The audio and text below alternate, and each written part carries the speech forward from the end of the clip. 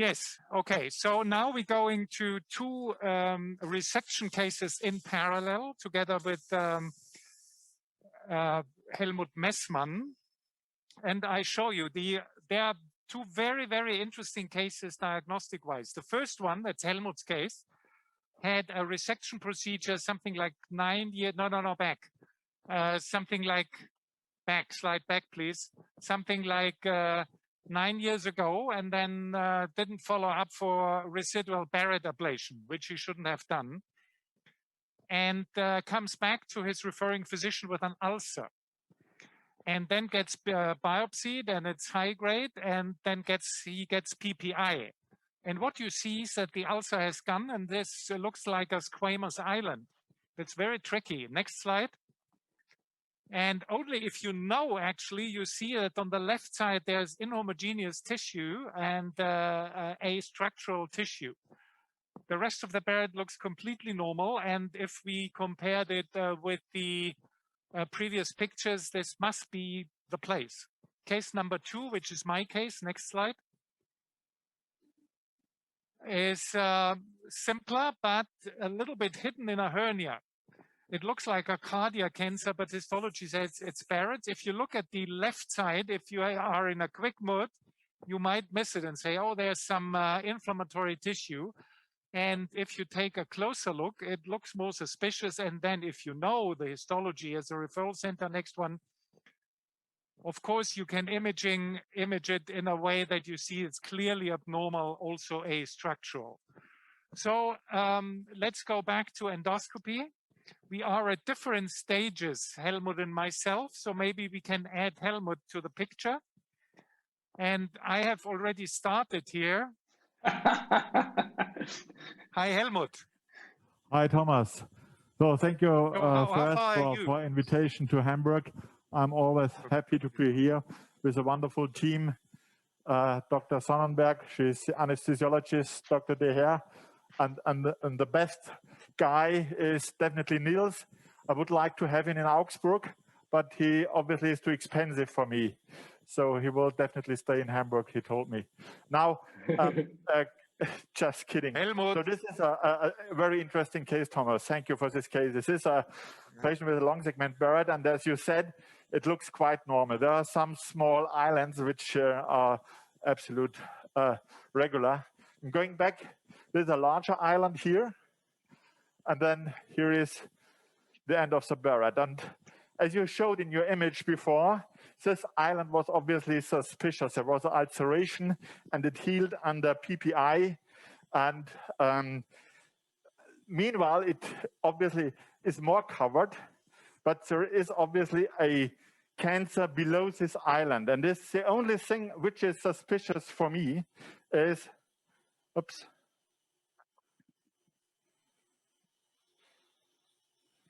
No? Let's get this in behind it. The near focus does not work. I would like to use near focus, but there is a problem right now. I don't know why. Huh? Yeah, it worked. This is a shame that we cannot use now. Helmut? The near focus system. Helmut? Yeah, please. I think in the meantime, while you looking for better imaging, let's have a short look at our lesion. That's more clear, I think. And we are scoping, really you have Olympus, we have Pentax. So we are scoping with the latest generation Pentax scope, which image magnification and also the different eye scan functions. And that's pretty clear to show that this is a lesion. And what we want to do before I give back to you is to show you that we have circumcised. You can also see it in a very nice retroversion function of the scope. And we want to show you a special injection solution before I hand over to you, LiftUp from Ovesco, which we have already used, but will use further. Sandra, who helps me, will inject. It comes cold and it hardens. Stop. And then it stays there for quite a while. It makes your life easier. Okay. Good. Okay. Nice. So, okay, knife. So this is what we wanted to show. We make a hemostasis of this. If you hit a vessel, then you press here against. Here you see the nice blood flow. And I do hemostasis, and Helmut. Jetzt geht schon wieder nicht. Thomas, do you always need to have the needle out if you're already in the submucosal space, or can you also inject without the needle? You're right. Very good point. Most bleeding comes from the needle out. Can you show that you can inject with oh, sorry, that's not the injection needle. No. That's the ablation tool. This is. So, and also you are in different levels when you do that, you know. Yeah. So on the right side, there's submucosa. When you see that, you know that the left side is not deep enough. So we will go on with a special current from 𝗵𝗶𝘀𝗶𝘁 they programmed for me. It's called twin coag and has a very nice coagulation function. So I get into the layer where I want. So Thomas, what type of knife is this? That's a dual knife. Okay, but the knife is closed then. The knife is closed, okay, which I prefer. Of course, when I'm deeper in the submucosa, I can also exit the knife, but I want to get into the right layer first. And that's usually underneath the vessels. So I will go on. So Thomas, can you just show the audience? Can you just show the audience how the knife looks when it's out, so that they understand what the difference is? Yeah, I can work with this as well. But this is a 1.5 millimeter dual knife. Yes. But if you're in a tricky area, you can actually close the knife and only use the closed knife to be very delicate, like you were demonstrating. Yes, exactly. It takes a bit longer, but it's as you can see here. And this, if you see this only, you may say, okay, that's submucosa, but it's clearly not far enough if you compare it to the right side. Yes, we wanted to show you, of course, you can work a little weiter rein with different knives. That's the knife from 𝗵𝗶𝘀𝗶𝘁, where you can also do injection. As you can see here, it's blowing up. So we have shown you several ways of injection. The LiftUp is still there, but you can add bisschen raus. You can add some other fluid with the other knives.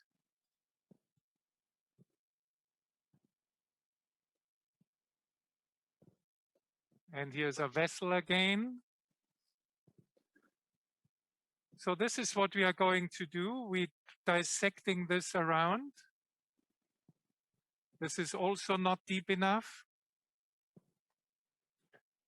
Now inject again. So just for the audience at home, just to clarify, so the lesion here is basically at the 12 o'clock position, and it's hanging down due to gravity. So that's why Thomas has the lesion actually pulling onto the submucosa, and that allows you to approach the lesion even at the 12 o'clock position. So gravity is helping during this dissection. And this is the anal side of the incision. Yes. So I can show I'm almost around. Here's the lesion. I dissected the lesion around here. And then we will go on. Although for time reasons, I think when Helmut is in place again, we then will show you a poem.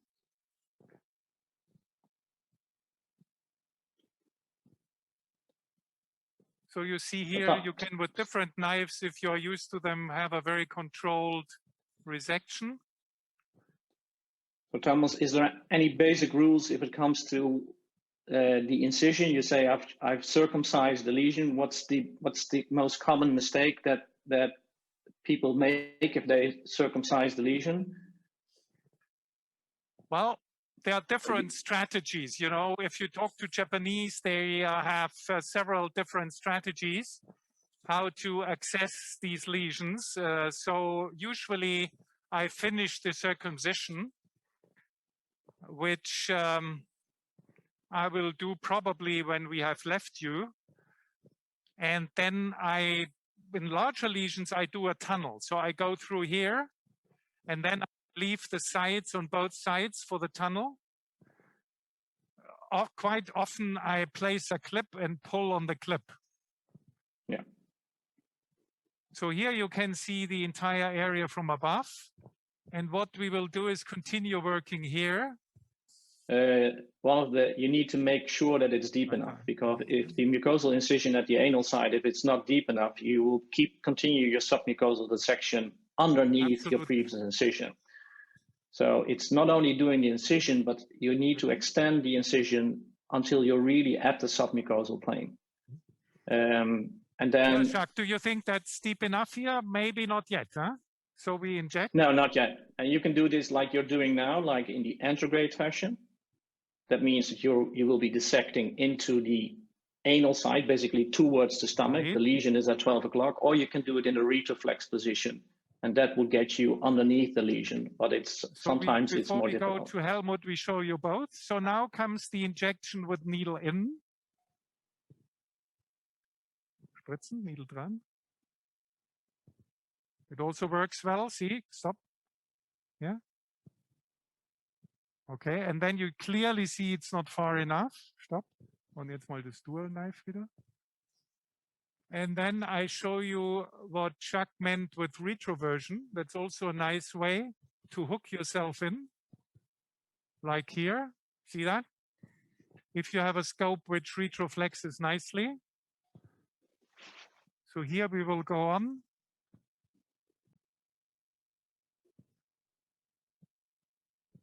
And then continue.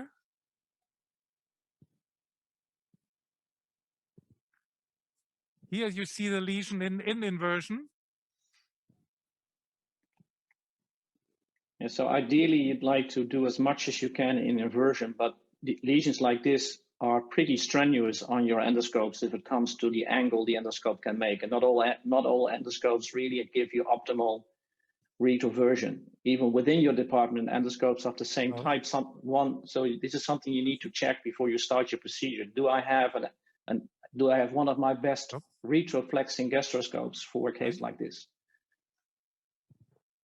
Absolutely, that's a big problem, and there is some wear and tear with endoscopes. So now you can see that. So since you're wedged with your cap, this is a very stable position. The lesion is at 12, and your cap is stabilizing the position. So that's a beautiful, just very elegant way of cutting in the same plane. Absolutely. Jacques, we are a little bit running Thomas, out you're doing of all of time, this. I don't know. You're doing all of this with a closed knife. So I think it's important for the audience to realize. So Thomas is moving quickly, but his knife is in. So therefore, he runs very little danger actually in damaging the deeper muscle layers. If you would do this with the knife out, then logically the movements would have to be much more subtle and much more elegant. But here you can just make quick steps. Yeah. Can you see the image right now? Not yet, or yes, we can. Yeah.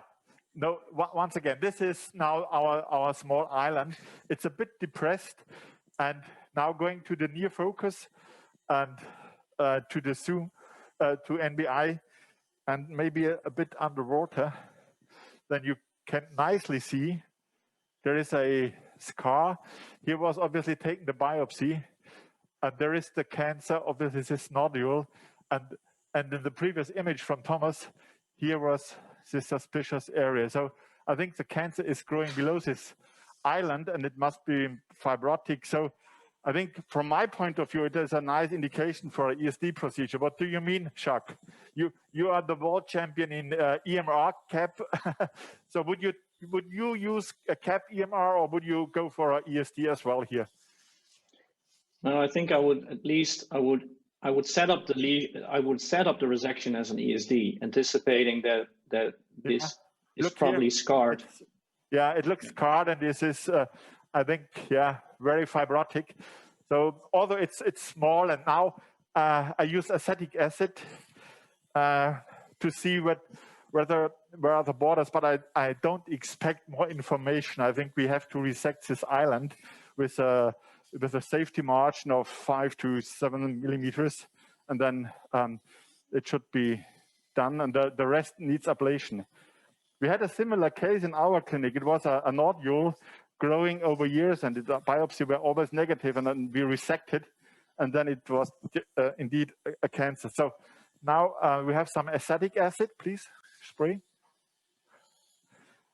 The acetic acid, I think it is minimal standard.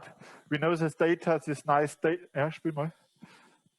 data from Pradeep Bhandari in the ABBA trial, showing that, okay, thank you, that you see after a couple of minutes a de-whitening phenomenon in areas where there is obviously dysplasia or cancer. And I think maybe we can resect this tongue as well, but probably it's just inflammation. But anyway, there is, yeah. But Helmut, here you would not expect much additional information because the mucosal pattern with MBI was already quite normal. It's the image from Thomas that actually sells this case as a hidden cancer. Yeah. Okay. Now we put some markings. Markings in ESD is in the esophagus, especially in the Barrett's, very helpful. The delineation is most important in Barrett's. It's quite difficult, more difficult than a polyp in the colon, where you don't need really a markation. But here I think it makes sense. Okay. It also guides your resection. So if you don't have any marks, you will be lifting and it will be bleeding, and then it will be very difficult to find your way. So you really need the marks as a kind of roadmap. Geht nicht? Ist on?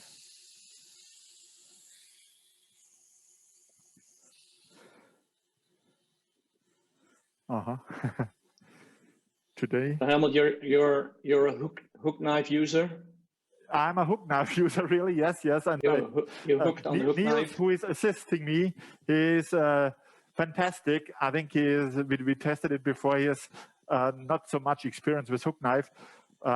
Yeah, recently I was invited by Guido Costamagna, and the team had no experience with hook knife, so I had to switch first time during a live on a dual knife. But this is also very nice. So you see here, this looks all normal, though I think we can really go very close to this.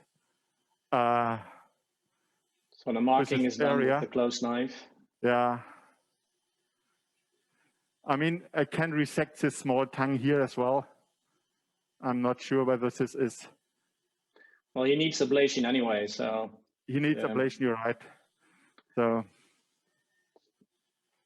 this is why, although the delineation in Barrett's may be more difficult, especially in patients that have more widespread dysplastic lesions.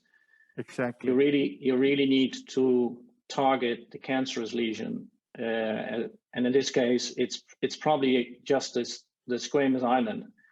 Although it may be helpful to take a slightly wider margin because you probably want to dive underneath. You want to dive into the submucosa and approach the fibrotic area a little bit from a distance. So not immediately jump onto the fibrotic attachment of the mucosa maybe with the muscle layer that might be there.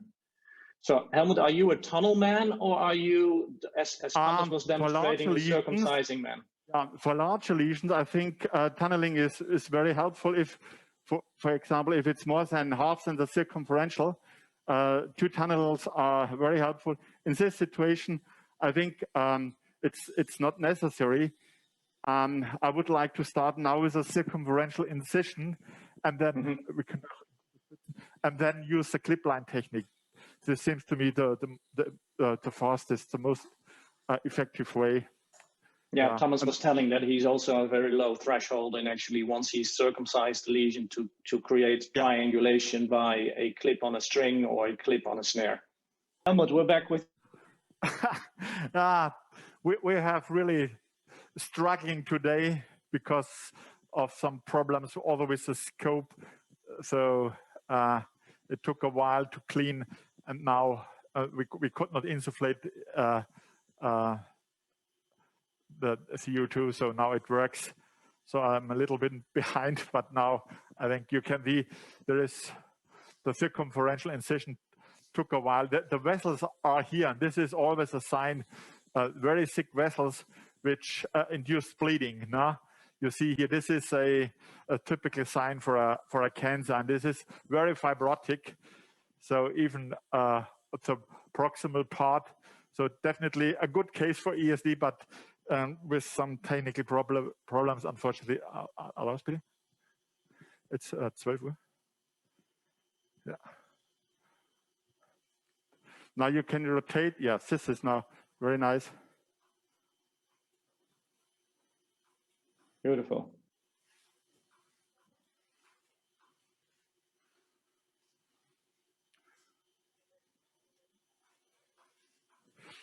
The hook knife is very safe. It is, unfortunately, is a bit slow, but we have really 0% perforation in our series of now more than 600 ESDs in the bird with this knife. So I know that many people like the dual knife, which is much faster. We used for injection the 𝗲𝗏𝗃 from Boston because it seems to me very fibrotic, and you see here it's always immediately bleeding. And with the back of the knife you can nicely coagulate the spots. And it has the advantage that you can also inject. Mal Richtung 2 Uhr bitte. Yeah, very nice. Okay. So. Okay. Now I think we will now complete here the incision. I show you now the injection. Needle in, please. But sometimes if I inject with a hook knife with a jet.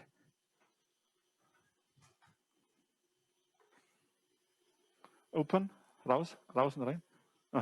Sometimes if there is some fibrin on the, if it's very fibrotic, the jet function is not enough. You see here, it does not lift.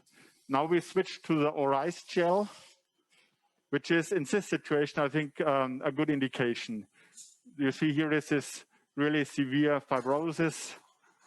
And after the circumferential incision, and after I have dissected a part from the proximal edge, I can use the clip line, and then I think it should really work. But you never know; it's very fibrotic.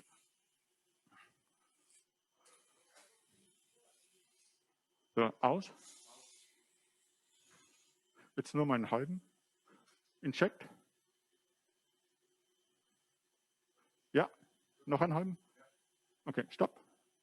So this is this nice 𝗲𝗏𝗃𝗃 gel, which has a long lifting, and especially for fibrotic areas, it's very helpful.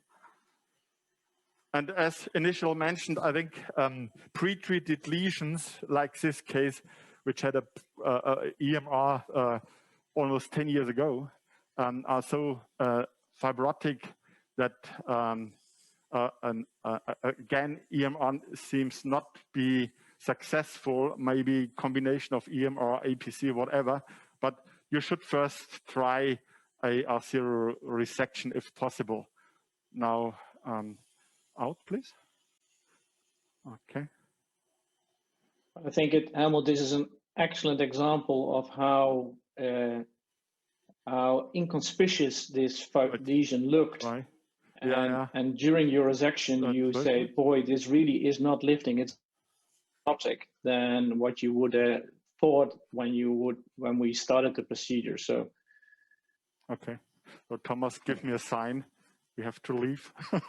So I will switch half an hour at least to complete.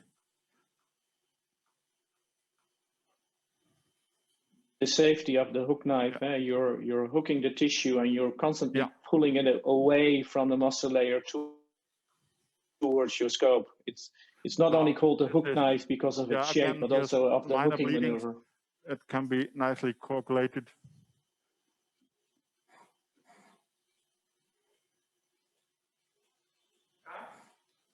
Okay, so now from the next step will be here to dissect and then to use the clip line.